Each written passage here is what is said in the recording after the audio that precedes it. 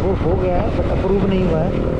तो अभी हम एटा आरटीओ ऑफिस जाके उस रजिस्ट्रेशन को अप्रूव कराएंगे।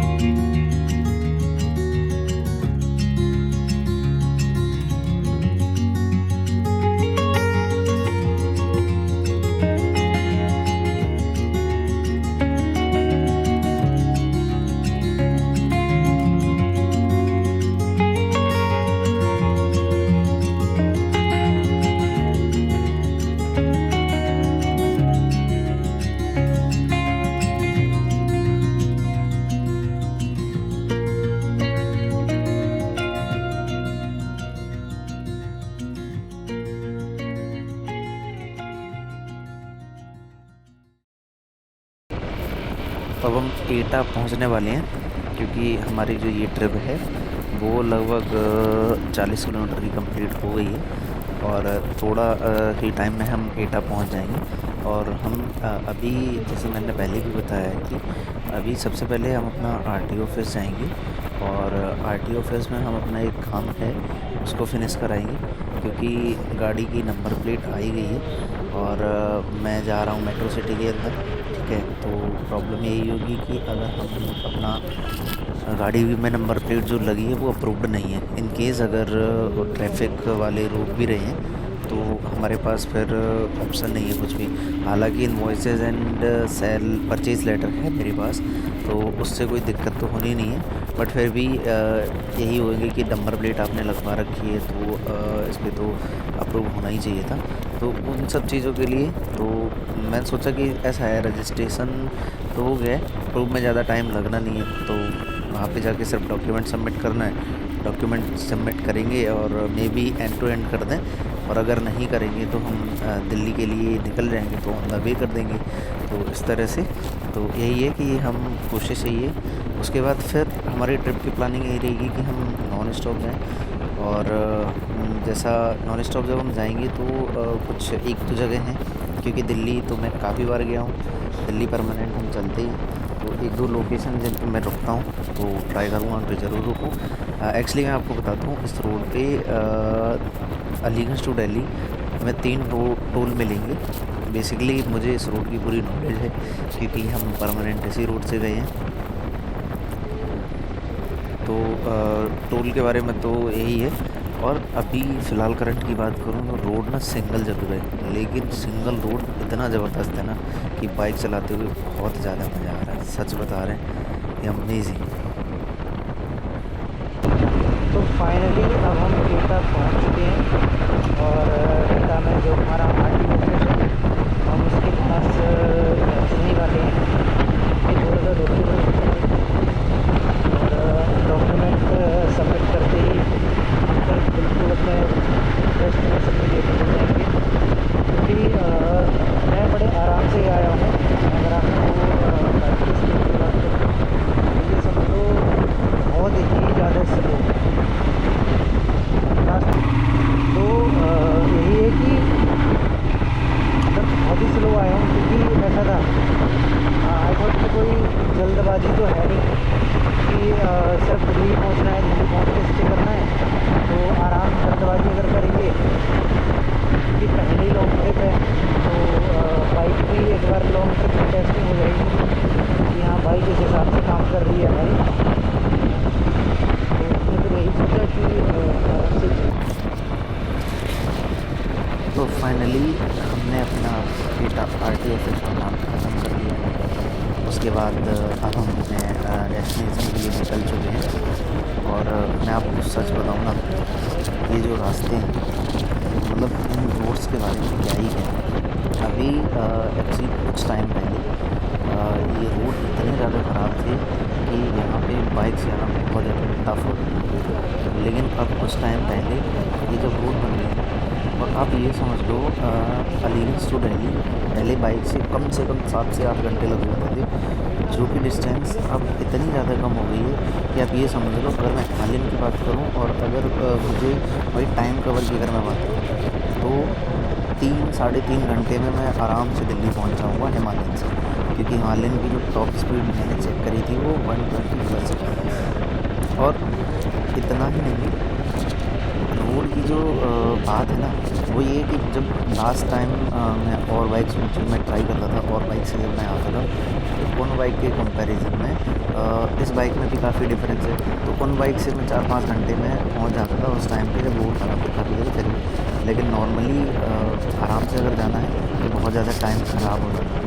बट हम जल्दी निकलते तो ओवर स्पीड के चक्कर में थोड़ा टाइम कवर हो जाता था। तो वो सब टाइम कवर ना अब इस रोड पे ना, इस रोड की मैं जितनी तारीफ करूँ उतनी कम है।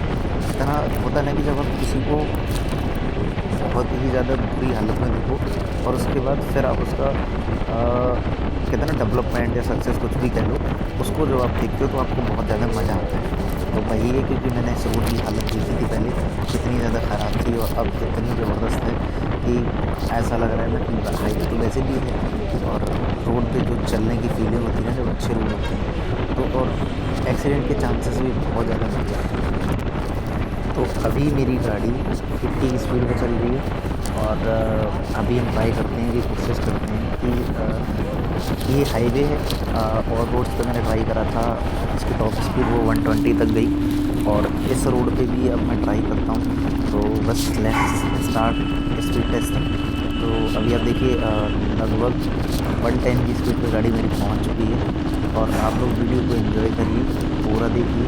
और देखिए अभी रोड बिल्कुल खाली है और उस खाली रोड में ना गाड़ी की ओवर स्पीड है इंडिकेट करना शुरू कर दिया है। और अभी गाड़ी की स्पीड मैं अगर बताऊँ आपको, कैमरा पास करके दिखा रहा हूँ आपको, 110 की स्पीड पे चल रही है। और इसको अभी हम यही ट्राई करेंगे कि टॉप स्पीड कितनी है भाई, ये हाईएस्ट कितना दौड़ेगी। मुझे उम्मीद ये थी कि जब मैंने 120 की स्पीड पे दौड़ाई थी तो आई थॉट कि ये 130 तक पहुँचेगी, 130 to 135, क्योंकि इससे ज़्यादा इसकी कैपेसिटी बची नहीं। तो अभी भी 110 चल रही है, आगे देखते हैं अभी ये कितनी दौड़ती है। अभी रेस को मैं कंटिन्यू किया, अभी स्पीड इसकी 120 पहुँच चुकी है फाइनली। अभी तक जितनी हमने दौड़ाई थी उस स्पीड के अकॉर्डिंग 120 तक भी दौड़ रही है। अब इससे भी ज़्यादा अभी कितनी दौड़ेगी अभी हम ट्राई करेंगे। तो मैं यही बता रहा हूँ कि ये सबसे बड़ी प्रॉब्लम अभी इसमें यही है कि मैं विदाउट सेफ्टी गियर की इतनी ओवर स्पीड ट्राई कर रहा हूँ, क्योंकि हाईवे बहुत अच्छा है और अवेयरनेस तो है ही बहुत ज़्यादा। तो मुझे लगता नहीं है कि ऐसा कुछ होगा और बड़ी सेफ्टी से हम बाइक राइड भी कर रहे हैं। तो 120 की स्पीड भी एक्चुअली मैं बताऊं तो बहुत ज़्यादा होती है, क्योंकि आप लोग नॉर्मल बाइक हैं वो इतना दौड़ती भी नहीं है, वो 80-90 तक जाती हैं, 100 तक पहुंच भी जाती हैं, लेकिन 100 पे उनका डिसबैलेंस बहुत ज़्यादा होता है। और इस बाइक की अगर मैं बात करूं 120 की स्पीड पे बिल्कुल भी डिसबैलेंस नहीं लग रहा, ऐसा नहीं लग रहा कि बाइक 120 की स्पीड पे दौड़ रही है, क्योंकि शीशे दोनों लॉक कर रखे हैं मैंने अपने हेलमेट के शीशा। और हेलमेट का शीशा जब लॉक है, क्योंकि मेन प्रॉब्लम हेलमेट से ही होती है, आप हेलमेट नहीं लगाओगे तो बहुत ज़्यादा प्रॉब्लम होती है, हवा बहुत तेज़ लगती है जिसकी वजह से प्रॉब्लम भी हो जाती है। तो अभी यही है कि बाइक की जो स्पीड है अब वापस से 100 हो गई है नॉर्मल स्पीड तो इसकी भाई एवरेज 120 स्पीड है। तो फाइनली अब हम सिकंदरा राव पहुंच चुके हैं और हमारी ट्रिप की 109 किलोमीटर कंप्लीट हो चुके हैं। और अभी तक यही है कि टाइम यहाँ तक पहुँचने के लिए मुझे लगभग 2.5 घंटे लग गए। वैसे घर से यहाँ तक आने में केवल 1.5 घंटा लगता है, क्योंकि हम काफ़ी जगह रुक रुक के आए। तो अब यही है, सिकंदरा राव से दिल्ली लगभग 200 किलोमीटर्स है। तो अभी देखो यहाँ पे यही है कि हम जब निकल रहे हैं यहाँ पे अभी एक प्रॉब्लम हो सकती है, क्योंकि यहाँ पे जो रोड है इसमें रोड से ट्रेन की पटरी निकलती है। तो वो पटरी की वजह से क्या नाम हो सकता है फाटक बंद हो, क्योंकि जब मैं आया हूँ तो हमेशा ही फाटक बंद हुआ है। और अभी देखते हैं, अगर फाटक बंद नहीं हुआ तो हम बड़े आराम से निकल जाएंगे, और अगर फाटक बंद हुआ तो हमारा फिर से 10-15-20 मिनट ख़राब हो जाएंगे। और ट्रिप की वही है कि आराम से आ रहे थे, और हमने जब इसकी स्पीड टेस्ट करी तो वही 120 एंड 130 तक पहुंची, उससे ज़्यादा नहीं पहुंची। मैं यही कहूँगा कि ये लास्ट स्पीड है इसकी 130, इससे ज़्यादा ये नहीं गई। और अभी देखने से तो यही लग रहा है कि गाड़ियाँ सामने खड़ी हुई दिख रही हैं मुझे, तो लग रहा है कि फाटक बंद है और हमारा टाइम बहुत ही ज़्यादा ख़राब होगा। अब यहाँ पे बहुत ज़्यादा का मतलब यही है कि लगभग 15 से 20 मिनट, क्योंकि पता ही नहीं है कितनी ज़्यादा ट्रेन किस साइड से आ रही है, किस टाइम तक आएगी। तो चलो इंतज़ार करते हैं, इंतज़ार करने के बाद फिर हम आगे बढ़ते हैं। तो अब हम सिकंदरा राव से निकल चुके हैं, और सिकंदरा राव में हमारे कम से कम 20 to 25 मिनट ख़राब हो गए वो ट्रेन के चक्कर में, क्योंकि एक साइड से ट्रेन निकल गई, उसके बाद फिर दूसरी साइड से ट्रेन आई, जिसकी वजह से टाइम ख़राब हो गया। बट कोई नहीं, अब टाइम भी ज़्यादा हुआ नहीं है अभी, और हमें केवल दिल्ली ही पहुंचना है, और दिल्ली ही जाना है तो ज़्यादा दिक्कत है नहीं, क्योंकि यहाँ से दिल्ली लगभग 200 किलोमीटर है। और हम नॉर्मल स्पीड, जो हमारी एवरेज स्पीड है, जो आज हम चल रहे हैं 80 to 90, ये हमारी एवरेज स्पीड है। और क्योंकि इससे ज़्यादा हम अभी भगा नहीं रहे हैं, क्योंकि थोड़ी देर पहले जैसे मैंने आपको बताया था कि मैंने स्पीड ट्राई करी थी, तो वही स्पीड 130, उसके बाद फिर तो मैंने कहा छोड़ो अब इतना ही दौड़ाना है, इससे ज़्यादा नहीं। उसके बाद फिर जब हम कंप्लीट सेफ्टी गियर के साथ बाइक यूज़ करेंगे तब हम चलाया करेंगे, ओवर स्पीड बहुत ज़्यादा है। और अभी का यही है, देखो रोड्स जैसे मैंने आपको बताया, ये रोड्स इतने ज़्यादा ख़राब थी कि इनकी हालत बहुत ज़्यादा ख़राब थी। और अब फ़िलहाल के टाइम पे, प्रेजेंट टाइम में ये रोड इतने अच्छे हैं कि टाइम का पता ही नहीं चलता कि हम कितनी देर में कहाँ से कहाँ पहुँचे। और पहले एवरेज स्पीड इसकी 80 नहीं होती थी, और अब जो है मैं कंटिन्यू 80 चल रहा हूँ, तो ये इतना अंतर हो जाता है रोड बनने में।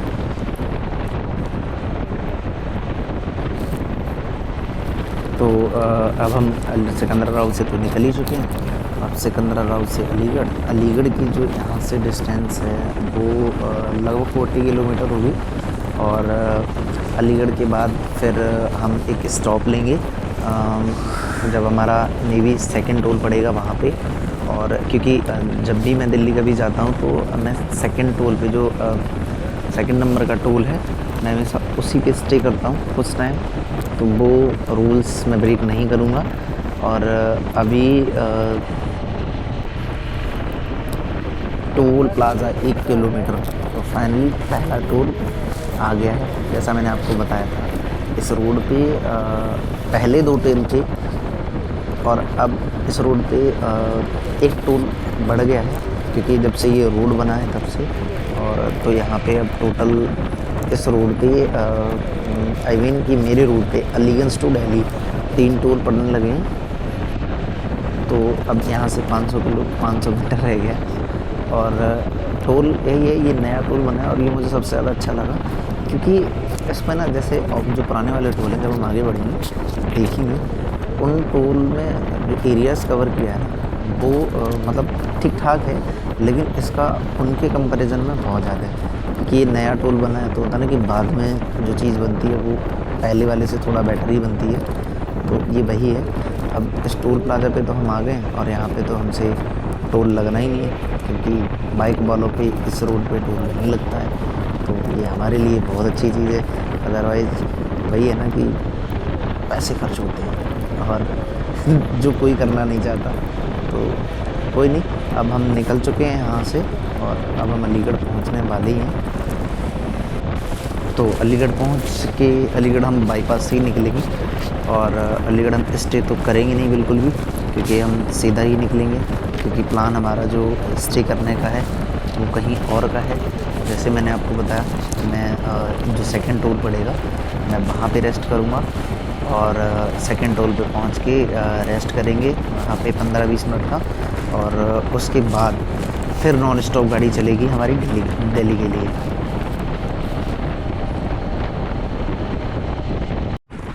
तो फाइनली अब हम अलीगढ़ पहुंच चुके हैं और अलीगढ़ हम बाईपास पे भी चल रहे हैं और एक प्रॉब्लम फेस करनी पड़ी, जिसके बारे में बता दूं कि बारिश होने लगी।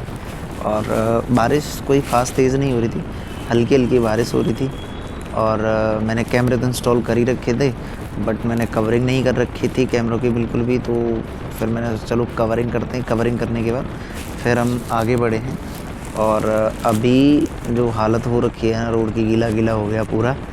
और अभी भी बारिश हल्की हल्की हो रही है। हल्की हल्की का मतलब है बहुत ही कम, बहुत कम स्प्रिंकल टाइप की हो रही है। और ऐसे में बाइक चलाने में भी मज़ा आ रहा है, क्योंकि हल्की हल्की बारिश में ना बाइक चलाने का मज़ा ही कुछ और है। और स्पेशली अगर मैं अपनी बात करूं तो मुझे तो बहुत ज़्यादा मज़ा आता है हल्की हल्की बारिश में बाइक चलाने का, और मैंने काफ़ी बार ट्राई भी करी है। तो फाइनली अब हम सेकंड टोल पे पहुंचने ही वाले हैं। यहाँ से 1 किलोमीटर की दूरी है, जैसा कि मैंने आपको बताया था। Now time to rest. अब हम थोड़ा सा रेस्ट करेंगे 15-20 मिनट का, क्योंकि मैंने आपको पहले ही बताया था जैसे ही सेकंड टोल आएगा हम वहाँ पे रेस्ट करेंगे। क्योंकि मैं परमानेंट मतलब जब जब दिल्ली आया हूँ अपने गांव से, तो हमेशा मैंने जो है सेकंड टोल पे रेस्ट करा है। तो जो रूल्स है उसको मैं आज भी फॉलो करूँगा। भले ही ब्लॉग शूट कर रहा हूँ तो मैं रूल ब्रेक नहीं करूँगा, क्योंकि डिस्टेंस जो है ना घर से यहाँ की वो लगभग 160-170 किलोमीटर है।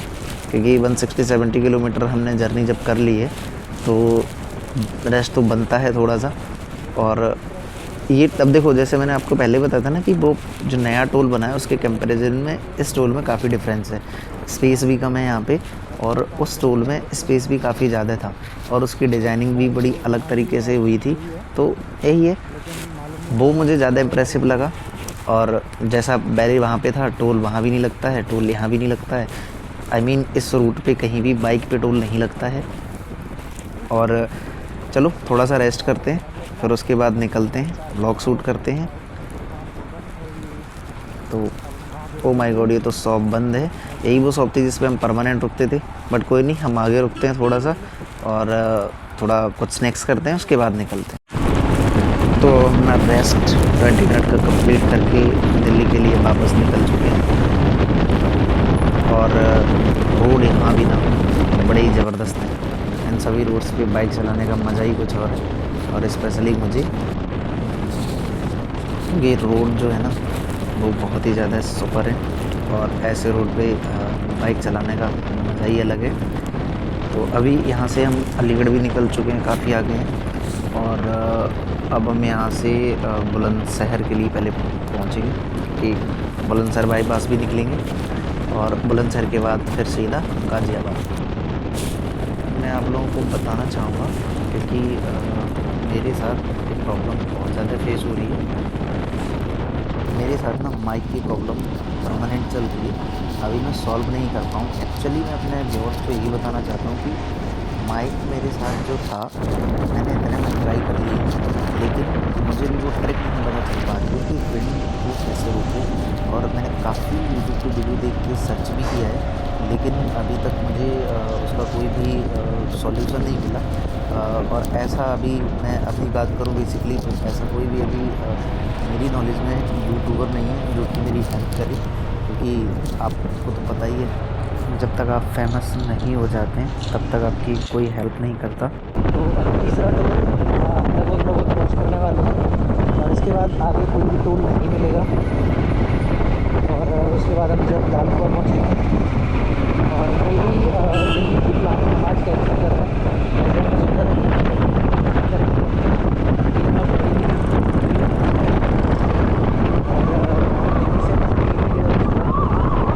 और दिल्ली से दिल्ली के लिए कल अपना ब्लॉग प्लान करेंगे।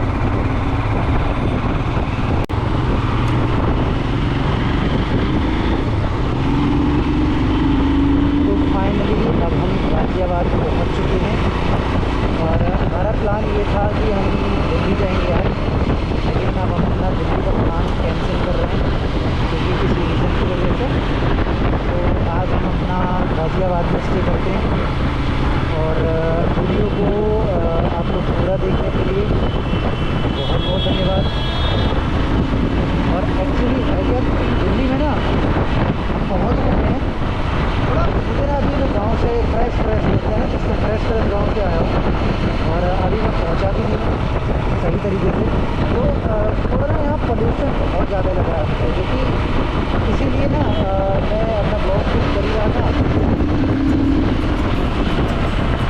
और एक सबसे बड़ी प्रॉब्लम हमारा बारी इस चीज़ में है, ट्रैफिक इतना ज़्यादा है। अभी हम लालकुआ से पीछे दादरी टू लालकुआ, हाँ आप ये समझ लीजिए बहुत ज़्यादा है, मतलब जिसको बोलते हैं ना बहुत गंदा ट्रैफिक लगा था। अब उन सब ट्रैफिक से निकल के आ गए हैं। सामने मेरी फेवरेट कार जा रही है Honda civic, one of my favourite car. और अभी इसमें क्या है कि मैं 5 मिनट में नेट इंस्टॉल कर रखा है, आपका भी बताइए जस्ट ट्रायल के लिए। तो नेट के साथ हमें क्या लगा अभी, जैसे जो गूगल मैप में और इसके मैप में थोड़ा सा डिफरेंस लग रहा है मुझे, क्योंकि गूगल में मैं दिखाता हूँ कि थोड़ा सा ना मतलब चलो ऑड टाइप का लग रहा है मुझे, बट कोई नहीं है, ये ना काम करने के लिए काफ़ी है। तो फीचर एक्स्ट्रा एड ऑन किया था, तो वो एक्स्ट्रा एड ऑन फीचर है वो परफेक्ट है। और ट्रैफिक तो दिल्ली में है ही, थोड़ा सा मन कर रहा है क्योंकि बाइक बहुत ही ज़्यादा हीटअप हो गई है। और अपनी राइड के 70 किलोमीटर यहाँ से दिल्ली बस 30 किलोमीटर था। तो यहाँ से जो दिल्ली है तो अप्रॉक्स,